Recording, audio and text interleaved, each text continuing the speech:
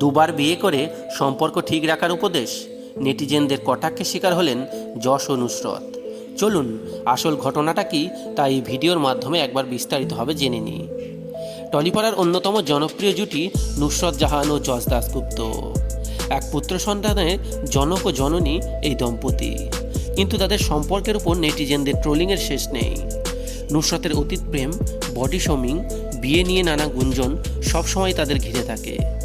সম্প্রতি মুক্তি পাওয়া তাদের ছবি মেন্টালের প্রচারেও এই ট্রোলিং চলছে। এক সাক্ষাৎকারে সম্পর্ক ঠিক রাখার জন্য কী প্রয়োজন সে বিষয়ে কথা বলছিলেন নুসরত ও যশ।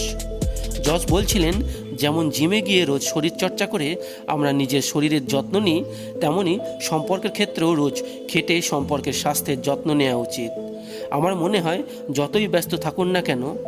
যশের কথা শেষ না হতে হতেই নুসরত তাকে থামিয়ে দিয়ে বলেন, বিশ্বাস করুন আর তা কোনোদিনই ভাঙবে না। এই ক্লিপিং সোশ্যাল মিডিয়ায় পোস্ট করতেই নেটিজেনদের ট্রোলিং শুরু হয়ে যায়। কেউ লিখলেন, দুবার বিয়ে করে সম্পর্ক ঠিক রাখার উপদেশ। কেউ লিখলেন, এরা তো নিজেদের সম্পর্কের যত্ন নিতে পারে না, তাহলে আমাদের উপদেশ দেবে কি করে। যদিও ট্রোলিংয়ে এখন আর পাত্তা দেন না এই জুটি। নুসরত বলেন, সেলিব্রিটিদের জীবনের এক অংশ হলো ট্রোলিং, তা এড়িয়ে যেতেই বেশি পছন্দ করেন অভিনেত্রী। নুসরতের কথায়, আমরা জানি আমাদের সম্পর্ক নিয়ে অনেকেরই অনেক কথা বলেন, কিন্তু আমরা সেসব কথায় কান দিই না। আমরা শুধু আমাদের সংসার নিয়ে এখন ব্যস্ত রয়েছি। আমাদের ছেলের জন্য ভালো কিছু করার চেষ্টা করছি, বাকি সব কিছুই আমাদের কাছে গুরুত্বহীন।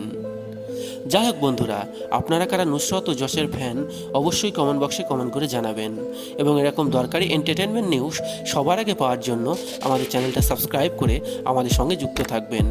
ধন্যবাদ।